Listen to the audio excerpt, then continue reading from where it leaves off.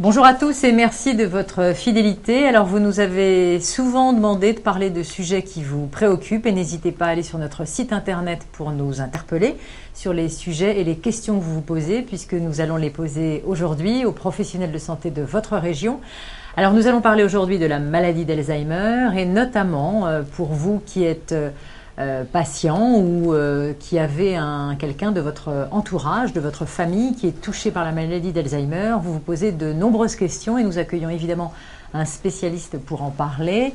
Bonjour, docteur Olivier Ansker, vous êtes neurologue, donc vous connaissez évidemment très bien cette maladie, cette pathologie, et le docteur Marcel Ichou, bonjour. Alors, tout d'abord, avant même de parler de cette façon d'accompagner, aider les malades, on pourrait avoir un peu une idée, parce que c'est vrai qu'on parle beaucoup de la maladie d'Alzheimer, parce que l'espérance de vie, évidemment, s'accroît.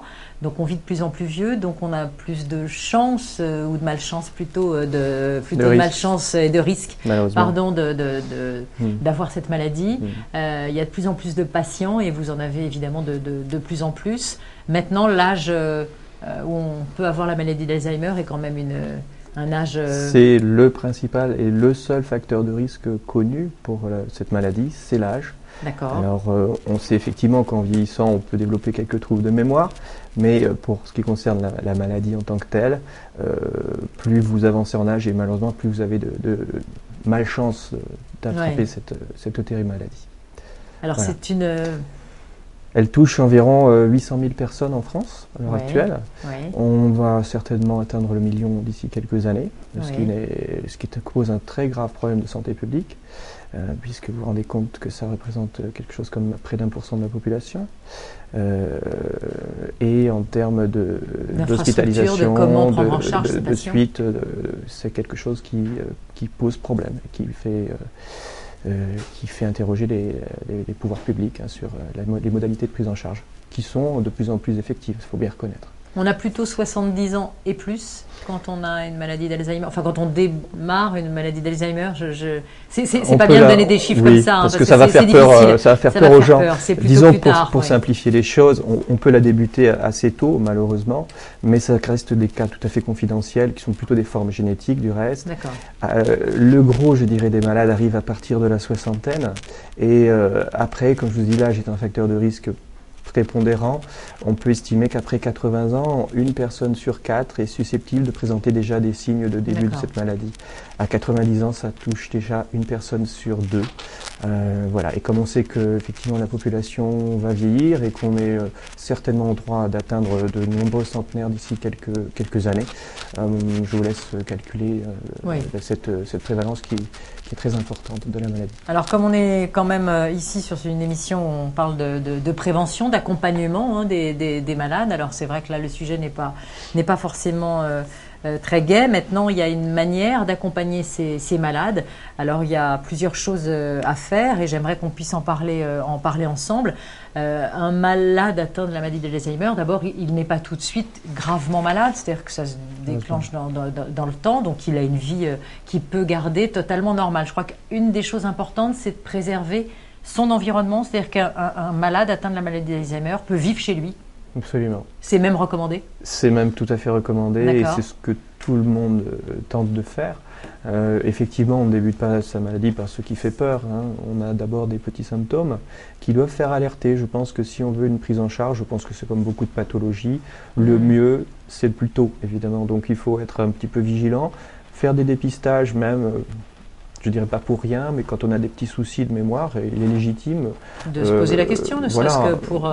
On a des petits soucis cardiologiques, on n'hésite pas à voir son cardiologue. Je pense que quand on a des problèmes de mémoire, on n'a pas à hésiter aussi à voir un neurologue pour faire quelques petits tests. Alors, pardon, je vous interromps, mais si ce dépistage est intéressant, c'est parce qu'on a des médicaments pour enrayer, enfin, on a des choses pour accompagner quand même. Absolument.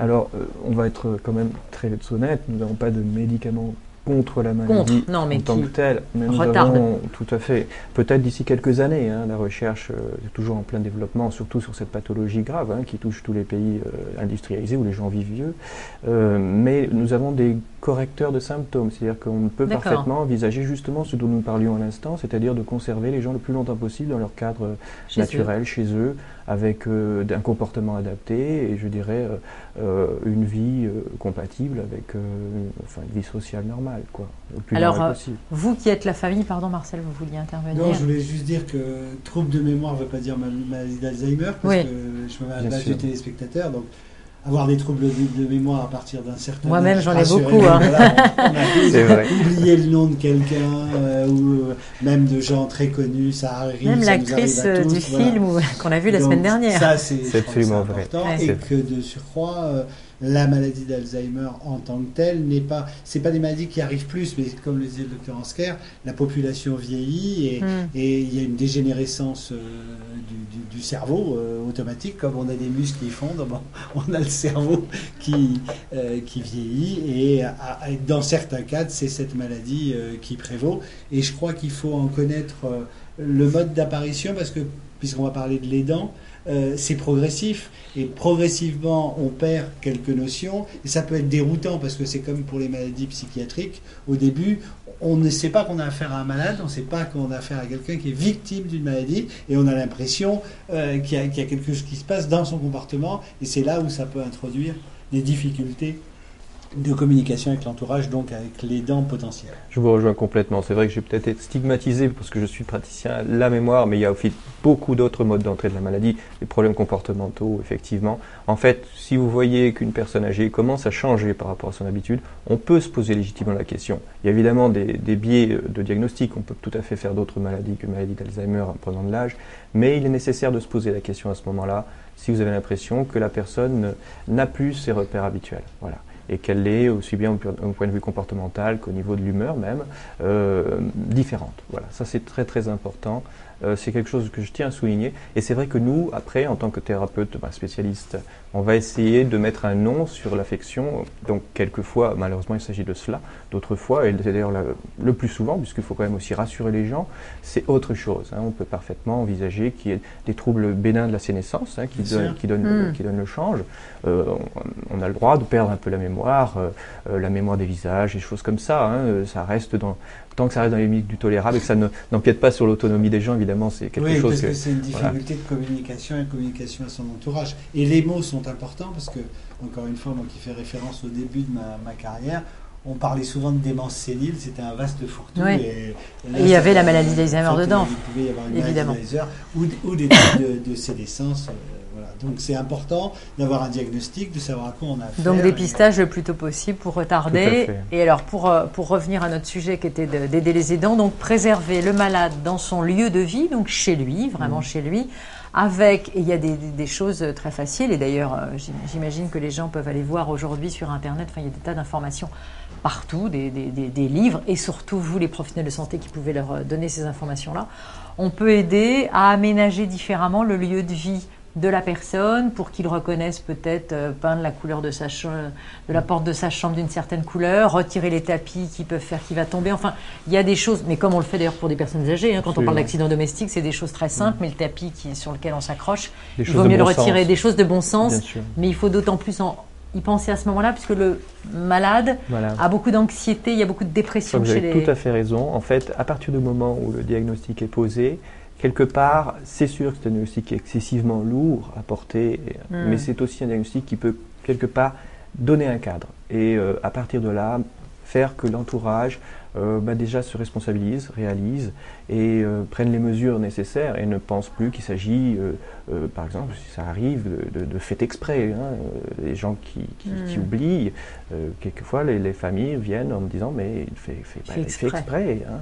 Non, à partir du moment où le diagnostic est posé qu'il s'agit d'une authentique maladie, on a, je dirais cette fois-ci, on peut mettre en place tout ce qui est nécessaire pour le bien-être du patient et de sa famille. Hein, donc que ce soit les soins à domicile, hein, qui peuvent être utiles aussi, pour s'assurer qu'un médicament soit pris. Aujourd'hui, il y a les personnels de maison, il y a des systèmes effectivement pour être aidés dans cet accompagnement. Au niveau des services sociaux, de voir un petit peu ce qu'on peut proposer aux gens dans leur quotidien pour les aider. Après, il y a évidemment tout ce qui est mesures domestiques dont vous parliez, ça c'est très important, effectivement, mais qui n'ont pas spécifiquement trait à la maladie d'Alzheimer, puisqu'en fait, les troubles locomoteurs aussi peuvent entraîner ce genre de... pour la vieille personne, bien sûr. Maintenant, il y a aussi tout le cadre affectif, je crois, parler doucement, ne pas revenir sur quelque chose qu'aurait dit un patient atteint de la maladie d'Alzheimer en disant « mais non, tu n'avais pas dit ça ». Enfin, voilà, il faut… Voilà, c'est ça, ça dédramatise un petit peu les choses. Je crois que vous avez parfaitement raison. Moi, souvent, ce que je dis aux familles que je vois qui sont un petit peu dans la demande, je leur dis que le malade, c'est un petit peu comme un enfant, on va lui répéter. Mais il ne s'agit pas de l'engueuler et de lui dire voilà, c'est pas bien. Cette fois-ci,